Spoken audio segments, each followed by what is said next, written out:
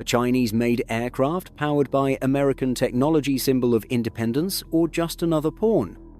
A jetliner proudly labeled Made in China, but flying only with the help of American technologies, is truly a symbol of technological independence, or just an assembly project in someone else's game?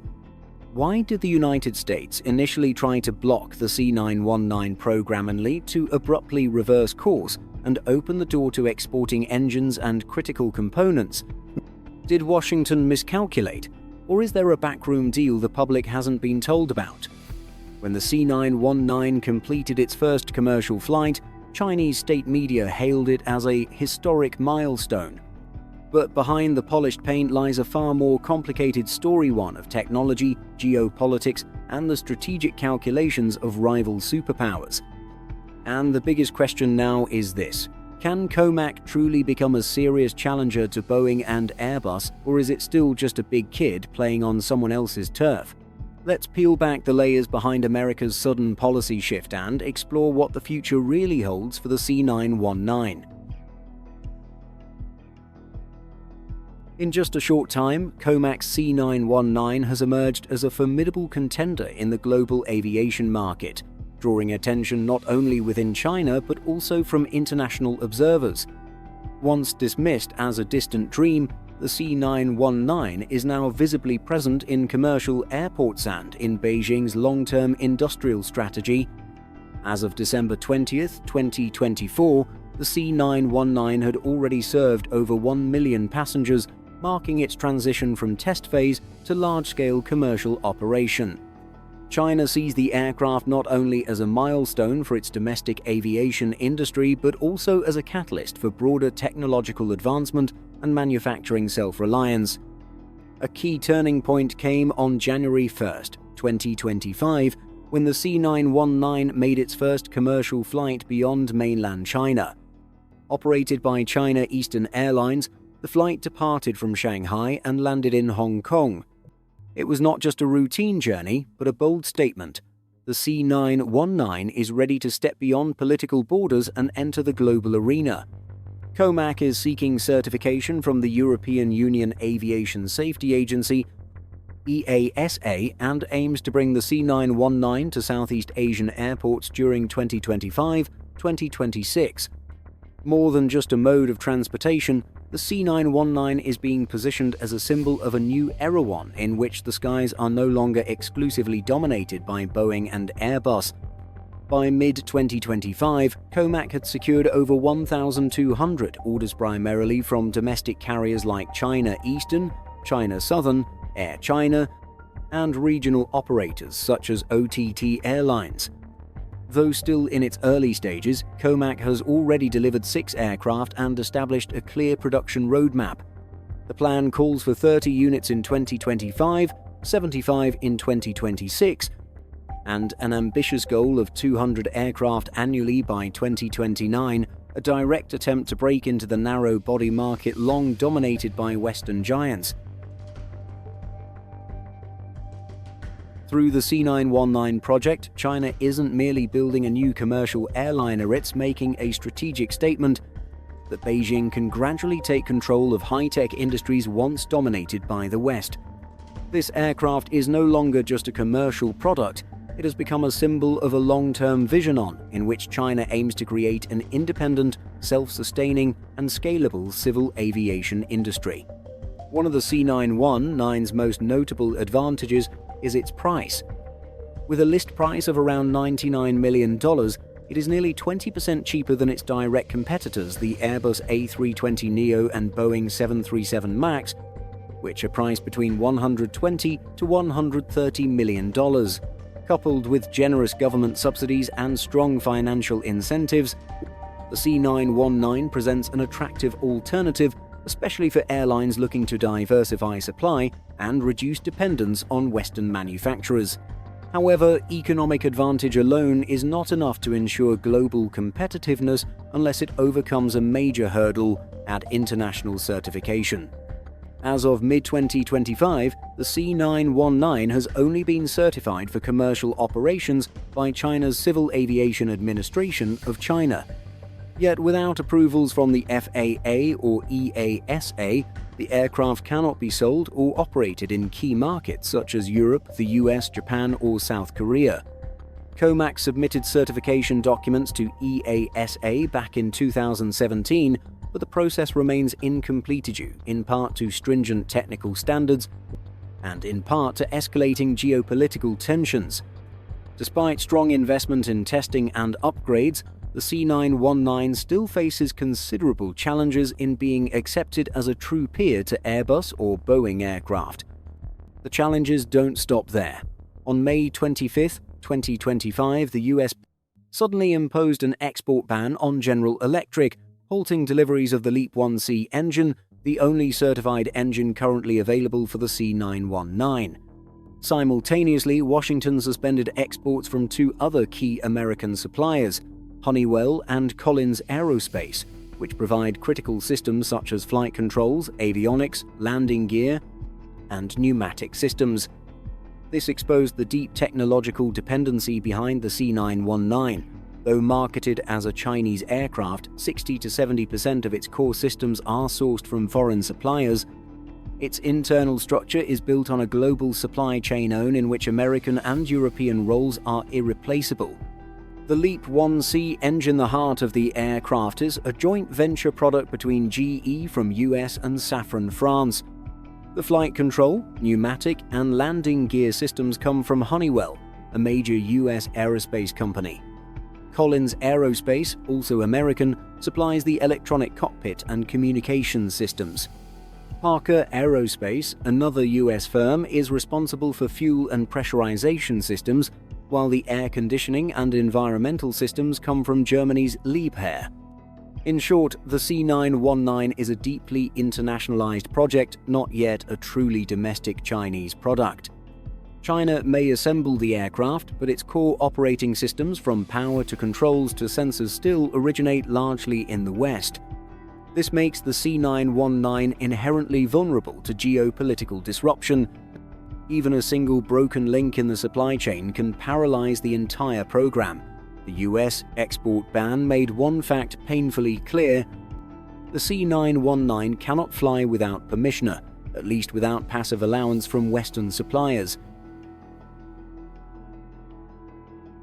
Without an alternative engine, newly assembled C919s were effectively grounded, motionless, powerless, and stuck in limbo.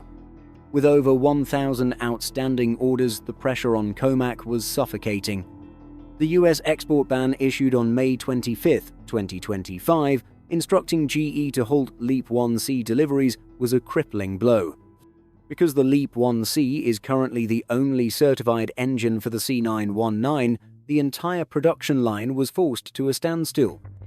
Ironically, the ban was announced just days after COMAC unveiled plans to ramp up annual production from 50 to 75 units and eventually to 200 by 2029.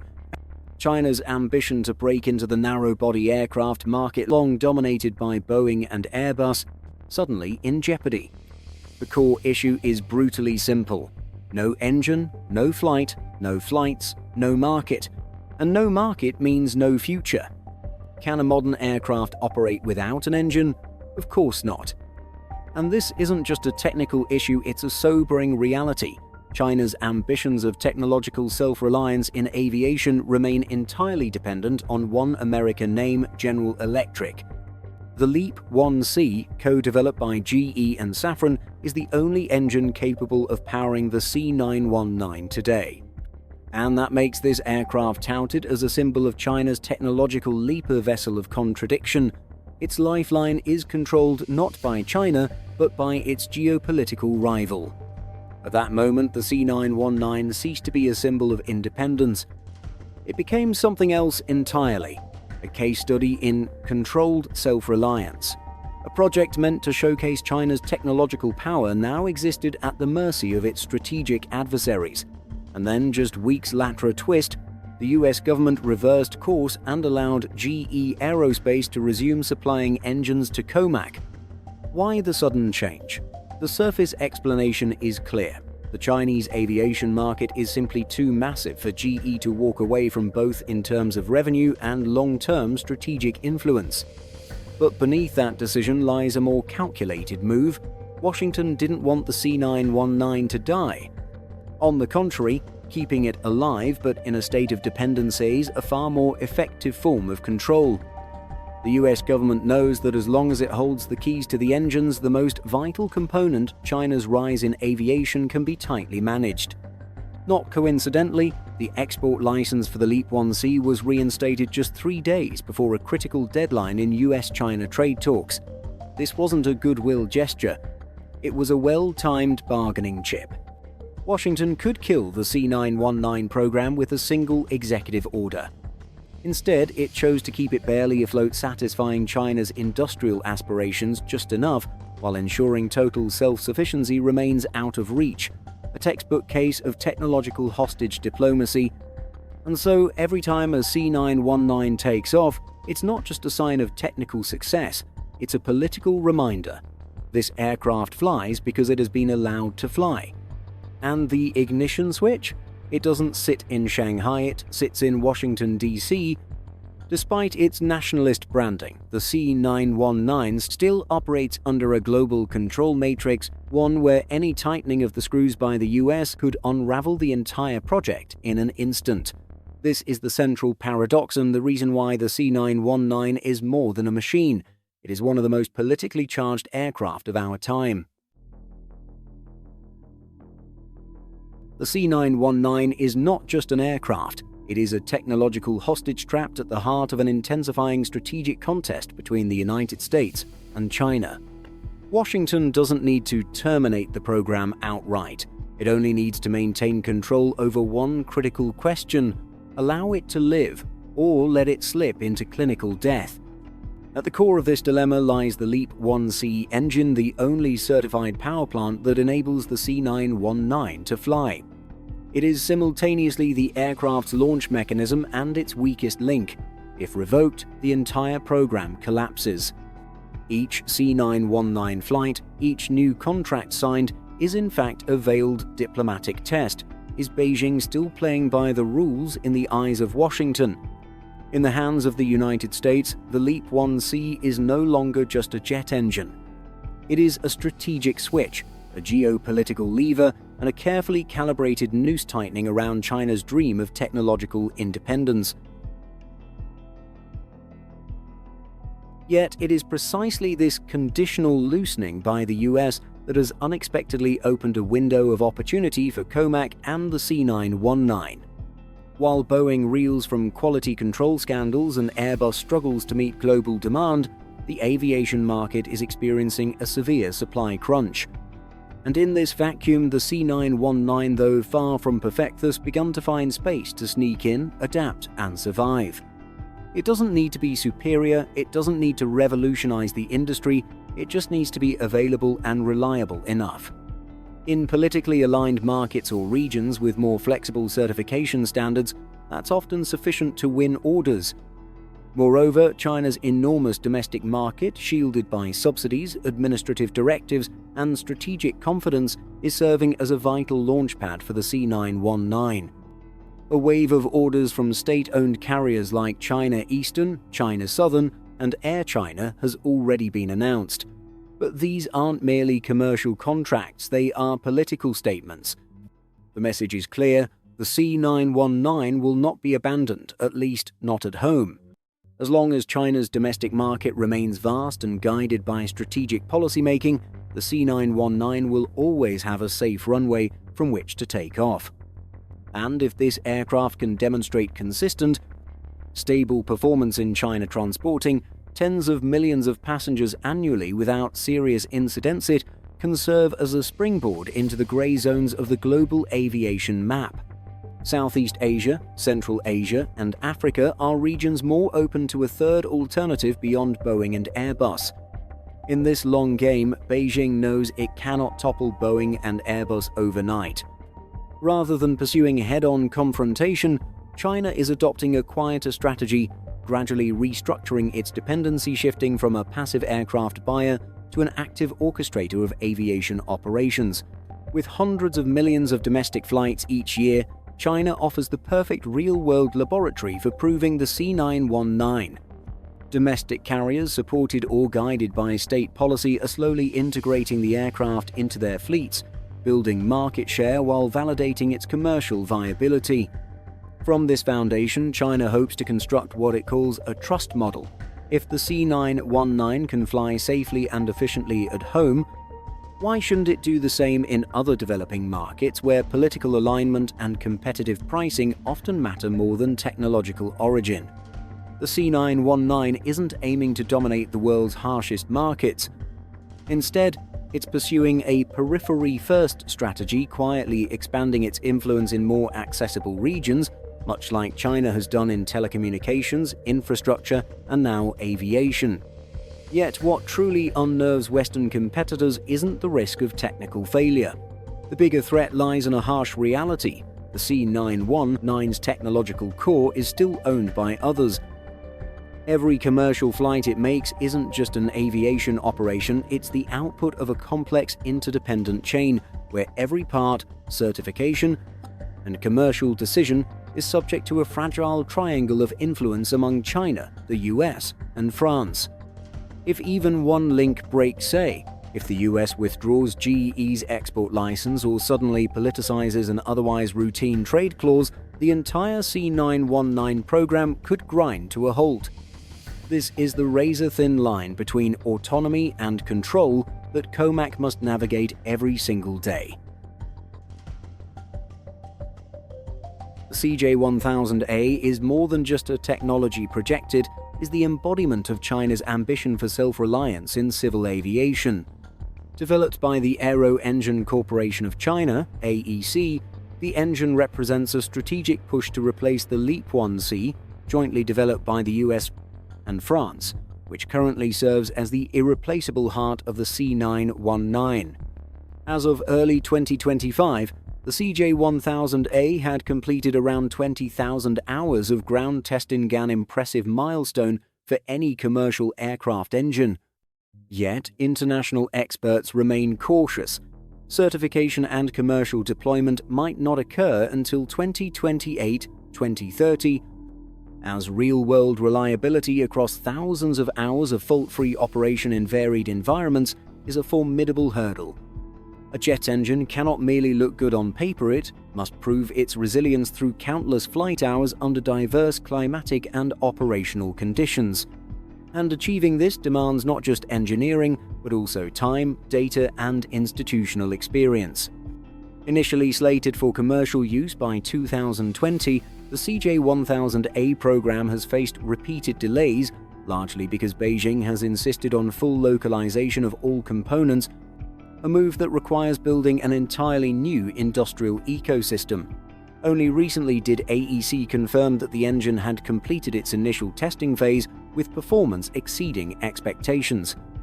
The current goal is certification by 2027 and commercial rollout by the end of the decade. If successful, the CJ1000A would mark a monumental turning point in China's decades-long journey to shed its dependency on Western aerospace technology. The future of the C919 and the CJ1000 won't be determined solely in test labs. It will also be shaped by high-stakes geopolitical decisions in Washington, Paris, and Beijing. Can this aircraft truly break free from dependence and fly on its own wings? Will the CJ1000A be certified and deployed in time before the US imposes even tighter export controls? And if it does succeed, how will the world react to a fully made-in-China aircraft from fuselage to engine? This isn't just a technical story. It's a race for technological strategy, control over global value chains, and the political trust between great powers. The C919 is only the visible tip of the iceberg in China's quest for aviation autonomy. COMAC is also working on an even more ambitious project, the CR929. It is a wide-body aircraft developed in partnership with Russia's United Aircraft Corporation (UAC), aimed at the long-haul market and designed to compete directly with the Airbus A350 and Boeing 787. However, the CR929 has been severely impacted by sanctions on Russia. Facing the risk of a collapsed partnership, China is now considering fully nationalizing the project, turning it into a purely Chinese program, though the road ahead remains uncertain. Alongside technological efforts, China is advancing its soft power by embedding civil aviation into the Belt and Road Initiative, BRI. By offering low-cost aircraft, credit support, pilot training, maintenance infrastructure, spare parts, and even airport construction, Beijing is not just selling planes. It is exporting an entire aviation ecosystem branded Made in China. The goal is clear: to control the logistical value chains in developing markets and to expand strategic influence through subtle but sustainable means.